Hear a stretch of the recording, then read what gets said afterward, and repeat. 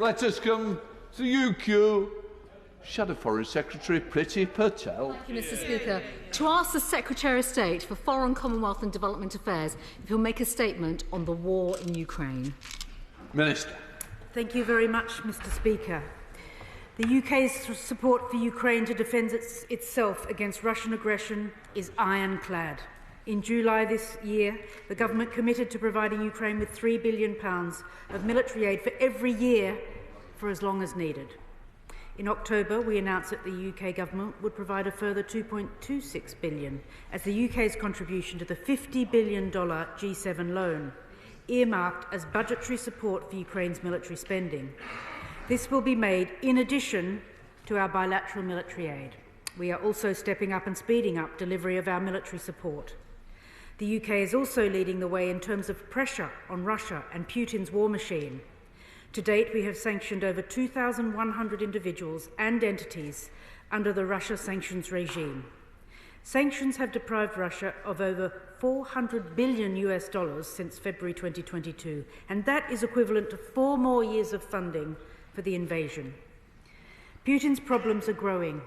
700,000 casualties to date, voluntary recruitment down 40%, and an unsustainable war economy. Russia has been forced to rely upon Iran for missiles and the DPRK for foot soldiers. Our support to Ukraine is a core UK national interest. A Russian victory would diminish the West's global standing, create a zone of instability on our eastern flank, and embolden Putin and other autocrats. This could require Cold War levels of defence spending. On the 19th of November, we passed a grim milestone. 1,000 days since Putin launched his full-scale invasion. Millions of Ukrainians have been displaced from their homes or forced into exile, and as we know in our constituencies, homes are full of Ukrainian families. The Prime Minister has made clear that we need to double down on our support for Ukraine, and as the Foreign Secretary told the United Nations Security Council last month, we stand with the people of Ukraine during this terrible period of their history. And it's wonderful to have cross-party support on that and on the support that the UK will deliver for as long as it takes until Ukraine prevails to ensure that this can never happen again. Patel. Patel. Thank you, Mr. Speaker, for granting this urgent question. Following the Prime Minister's comments yesterday, we need some clarity from the government on its approach to Ukraine. Because at the Lord Mayor's banquet, the Prime Minister said that it was important to put Ukraine in the strongest possible position for negotiation so that they can secure a just and lasting peace on their terms. Now, we can all agree that Ukrainians must be able to determine their own future. I'm sure the Minister recognises that the language used by the Prime Minister last evening at the Mayor's banquet about negotiations is new. And on the 21st of November in the House, Mr. Speaker, the Prime Minister made no reference to negotiations for peace, stating, "We have consistently said that we will do what it takes to support Ukraine and put it in the best possible position going into the winter, and that Russia could roll back its forces to end this war tomorrow." And the Foreign Secretary, as the Minister pointed out, stated here on the 19th of November, the final truth is that Putin has no interest in a just peace. Now, we all agree that putting Ukraine in the strongest possible position to counter Russia's illegal invasion is right. And we are all proud in this House and across this government and the last government in the way in which we have led on that support to Ukraine and its people. But if the government is now framing this through the lens of negotiation, does the Minister believe that this would represent a departure from the current approach and the statements that have been issued in this House, Mr. Speaker? The Minister herself would have seen President Zelensky's latest remarks about NATO membership. And it is important for NATO to speak with one voice on these matters, and this unity is absolutely crucial. So can the Minister update the House on the government's current position in relation to Ukraine acceding to NATO? And, Mr. Speaker, we all continue to see more appalling brutality from Putin, with his pummelling of civilians and Ukraine's energy systems constantly, just as winter really now kicks in and it starts to hurt the people of Ukraine. The misery this could inflict is the most atrocious form of psychological and physical warfare. The UK has led so much when it comes to Ukraine. So can the Minister confirm whether the government is looking at what more can be done to protect Ukraine's energy infrastructure? And can she reassure the House that we will keep on doing everything that we can do to support the defence of freedom in Ukraine? Minister. Thank you, Mr. Speaker. Could I reassure the Right Honourable Lady that there is no change in the UK position? We have always said we will support Ukraine to achieve a just peace on its own terms. The PM has been clear, including in his speech last night, that we must continue to back Ukraine and do what it takes to support self-defence for as long as it takes, because it's for Ukraine to determine its position in any future discussions. Putin cannot be trusted. Russia has violated multiple previous agreements. The clearest path to peace is for Russia to withdraw its troops from Ukraine tomorrow and respect Ukrainian borders. On the NATO membership question, which she poses, Ukraine's place is in NATO, and allies agreed in Washington on the 10th of July that Ukraine is on an irreversible path to full Euro-Atlantic integration, including NATO membership, and the UK fully supports this goal. Chair of the Select Committee, Emily Thornberry. Thank you very much, Mr. Speaker. Mr. Speaker, while Europeans spend barely the cost of 2 cups of coffee a week on support for the war in Ukraine, Russia's total expenditure, 41% of Russia's total expenditure is spent on the war. They've had to cut social security, they've had to raise taxes in order to pay for the war effort.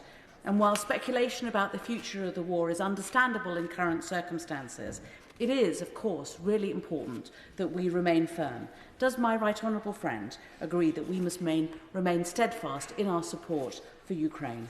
We stand with Ukraine. Hear, hear. Minister. I would like to give the Chair of the Select Committee and also to all members of the Select Committee who, of course, heard from the Foreign Secretary last week about the UK's steadfast support for Ukraine and our strong friendship. And I'm sure, as she is aware, with all of the Ukrainians who are based in the constituencies, the homes in her constituency, that we will be steadfast and we will keep the support going for as long as it takes. Right, let us come to Helen Maguire, the Liberal Democrat spokesperson. Thank you, Mr. Speaker. We're watching with grave concern the most recent developments in Ukraine. The attacks on Ukraine's energy networks at the weekend show that Putin has simply no concern for non-combatants. The use by Russia of a new hypersonic missile and the alleged change in Russia's nuclear doctrine are clear efforts to intimidate Ukraine's partners. Does the Minister agree with me that we must stand firm in our support for Ukraine?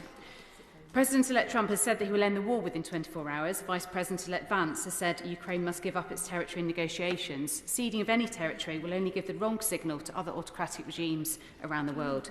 We must urgently repair our broken relationship with our European allies to ensure we act united in support of Ukraine, regardless of potential actions of Trump. Can the Minister update the House on what has been done to strengthen the UK's commitments and contribution to European collective security to support Ukraine? And we support the bill to release the interest on frozen Russian assets held in the UK to help Ukraine, but will the Minister commit to work with allies to mobilise the principle, not the interest, on the over $300 billion of assets, so there is a plan B if America withdraws financial support?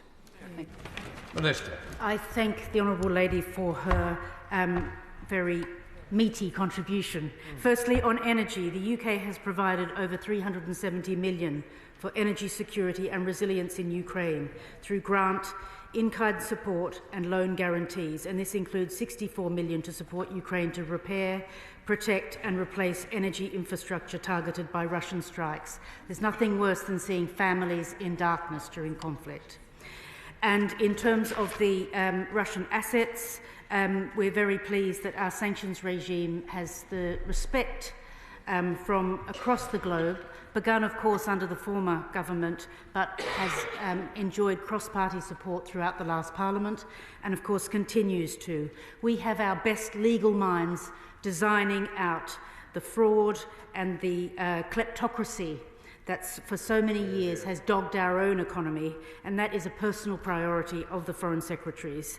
And even right down to the proceeds of Chelsea Football Club, we're fighting every inch to make sure that the money that's from those assets goes straight back into supporting Ukrainians. Tamamji Singh Desi. Thank you very much, Mr. Speaker. I agree wholeheartedly with the Prime Minister's comments last night that we need a just and lasting peace for Ukraine on their terms, and I think in any negotiations that should be the central position. But can the Minister advise, following the election of President Trump, what discussions has the government had with our international partners about the potential impact of that on the Ukraine, especially given reports from Kursk in Russia that certain troops are holding on to their positions, waiting on the outcome of the incoming Trump administration's thoughts about negotiations?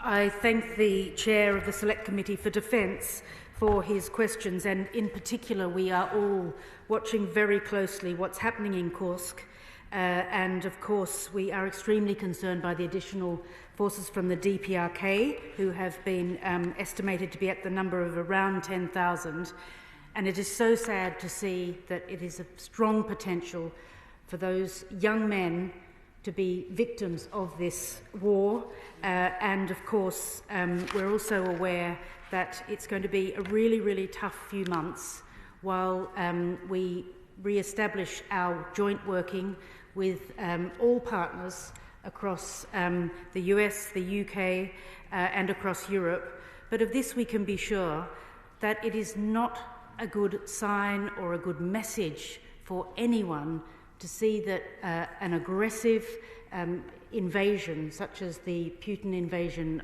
across the borders of Ukraine, can somehow be the right thing, or that this sort of action is successful.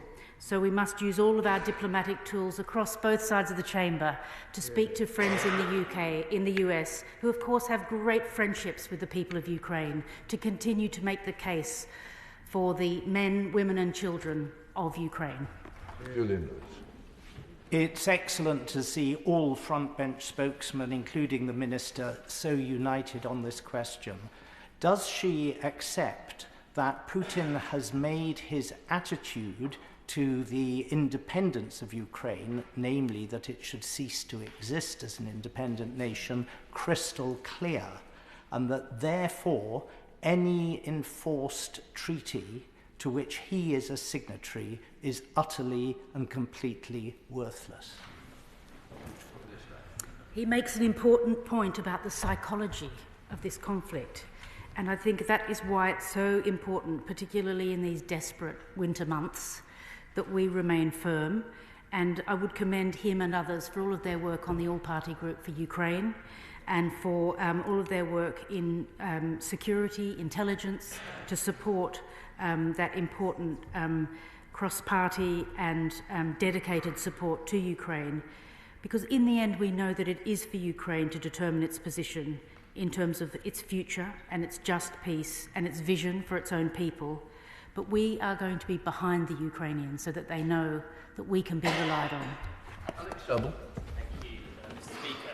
I was really heartened to hear the Minister say that we would support the self-defence of Ukraine for as long as it takes. One of the most important aspects of this is the development of new military technology, particularly through the use of joint venture in UK and Ukraine on areas like drones and UAVs.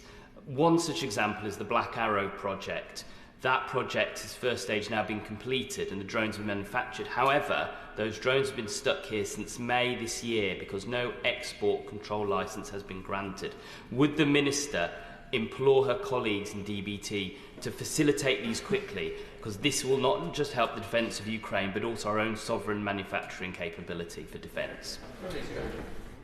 Could I commend the chair of the APPG on Ukraine, not just for his very long train trips across Ukraine to visit and to offer his support, but also for his technical knowledge and if he would give me permission, I will write to him with details of where exactly the project is at, so that he can give reassurance to all of his many followers in Ukraine. Vicky Slade. Thank you, Mr. Speaker. Today, the BBC is reporting a Russian submarine sailing between Japanese islands and close to Taiwan.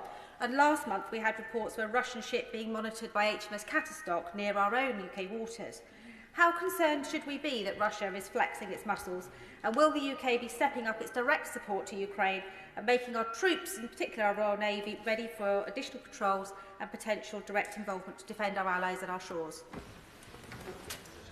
I thank the Honourable Lady for her detailed knowledge and question, and we know that the Euro-Atlantic and Indo-Pacific work very closely together on all of these questions, on Navy questions, and specifically, I wouldn't want to give anything away at the dispatch box which might help President Putin, but it's good to see that she is monitoring that, and it's so important that we continue to work together, whether that is through the training of forces on the ground, whether it's through air defence or whether it's through Navy assets. Joanna Baxter. Thank you, Mr. Speaker. It's clearly more important than ever that the UK works closely with our European friends and allies as we face the common threat of Russian aggression. Can my right honourable friend outline how the government intends to strengthen cooperation with the EU on the security challenges that we all face?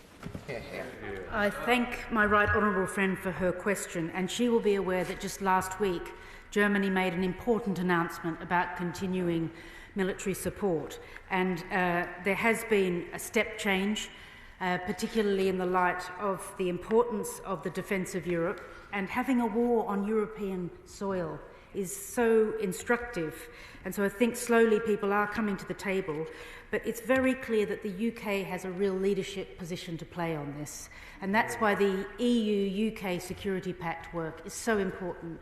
And my colleague, the Minister for Europe, is working very hard to develop that. And as members will be aware who watch this, we've just also announced more collaboration with Germany where we can, specifically in relation to Ukraine. But in general, the UK has so much to offer the EU in that regard. And we know that the ongoing conversations that we're having more holistically about EU-UK relations are enriched by our defence capability. Stephen Gaffney. Congratulations to the Shadow Foreign Secretary for securing this question.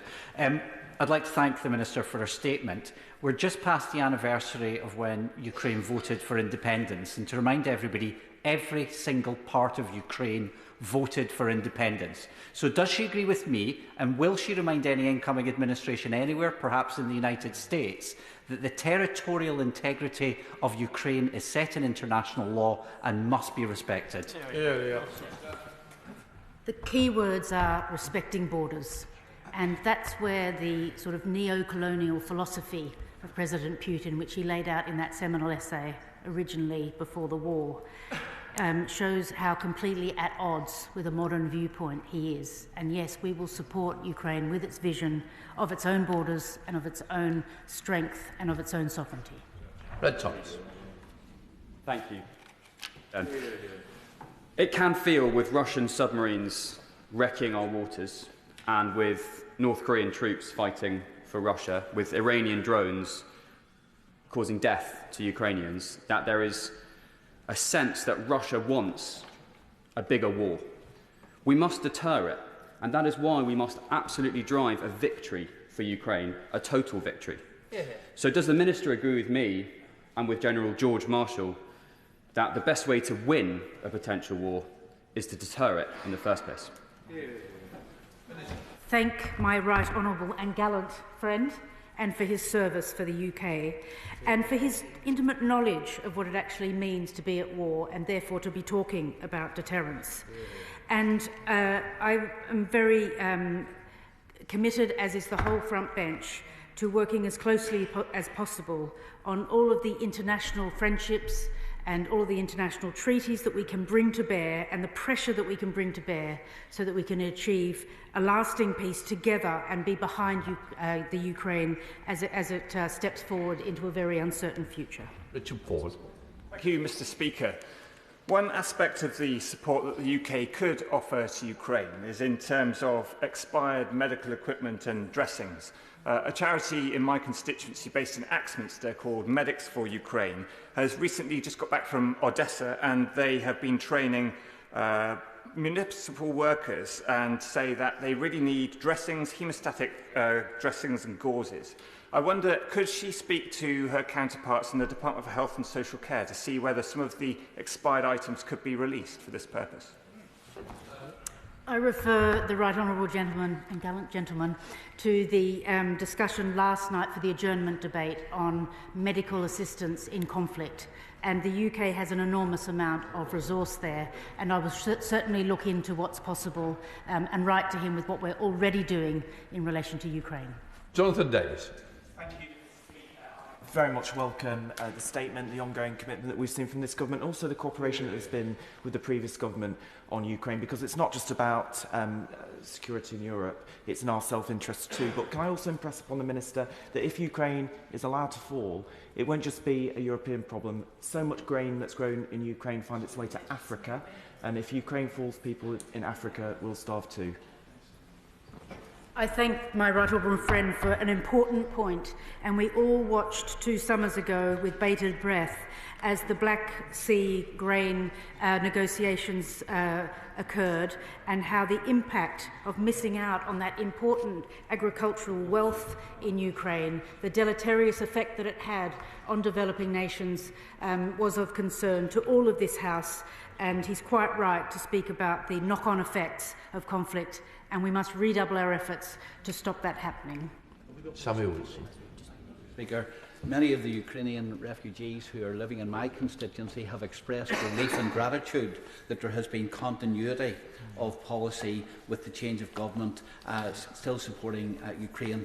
But at a time when Russia is finding that its economy is affected by this war, it's having to rely on Iran, China and Korea to continue the war, does the Minister think that it's unwise to start talking about negotiations about land, etc., which will only give encouragement to Putin and his regime? And should we not be talking about increasing the resolve of our partners, giving military support and seizing Russian assets to let Ukraine use them? I thank the honourable member for his point, and there is no change in the UK position. We've always said we will support Ukraine to achieve a just peace on its own terms. The Prime Minister's been clear, including in his speech last night, that we must continue to back Ukraine and do what it takes to support the self-defence for as long as it takes. Debbie Abrahams. Mr Speaker, the Foreign Affairs Select Committee Chair made a very strong case in terms of the financial pressure that Russia is finding themselves in. What additional pressure can we place on Russia, and are there any plans for introducing the sanctions bill? I thank the honourable lady and the chair of another select committee. We have a very good showing of select committee chairs in the House today. And could I reassure her that the UK has imposed measures on over 2,100 individuals and entities, the most wide-ranging sanctions ever imposed on a major economy. And most recently, we've imposed sanctions against 69 vessels in Russia's shadow fleet transporting Russian oil outside G7 sanctions. And can I say how pleased I am, and I'm sure everybody across the House, that through our leadership on sanctions, our best legal minds, we've managed to show the leadership and bring in all of those financial penalties against the aggressor. Jim Shapps.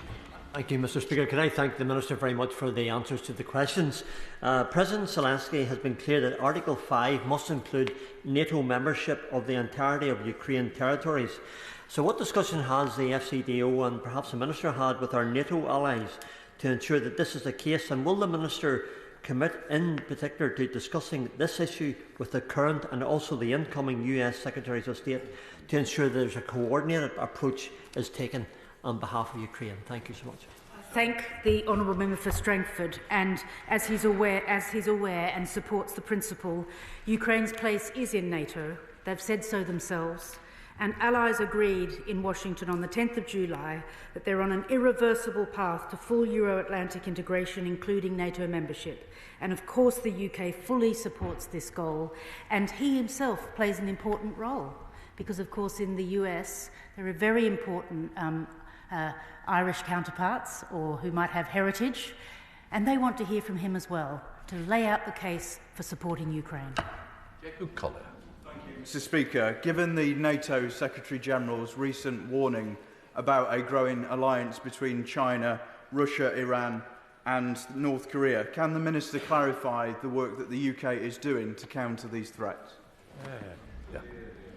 I thank my right honourable friend, and as he might have gathered, this is really a position of weakness to be relying on those individual countries in order to shore up the support. And that's why it's so important that we look holistically at our sanctions regime. It can't just be about the current conflict. It's also got to be about the Iranian military juggernaut, how we manage to stop that as well, and also how we look at the military-industrial complex, which works across all sorts of different regimes.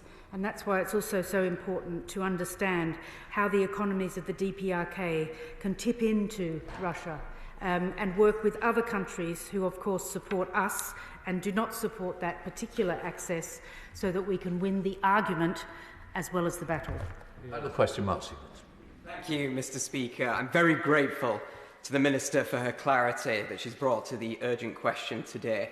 I don't think there is anyone in this House that disagrees that Vladimir Putin can be allowed to get away with taking even a single inch of territory in Ukraine. And I don't think anyone is unalive to the danger of giving people like that what they want. They always come back for more. So given these facts, will the Minister, of course, confirm that we will back Ukraine for as long as it takes, but also that, in any eventual deal, that it will be completed entirely on Ukraine's terms and not on Russia's?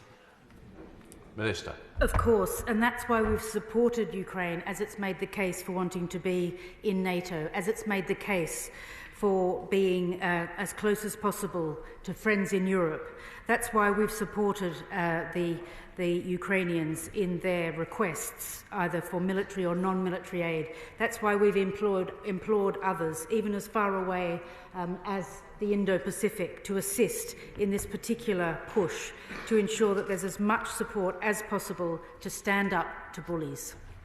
Right, we now come to the next urgent question.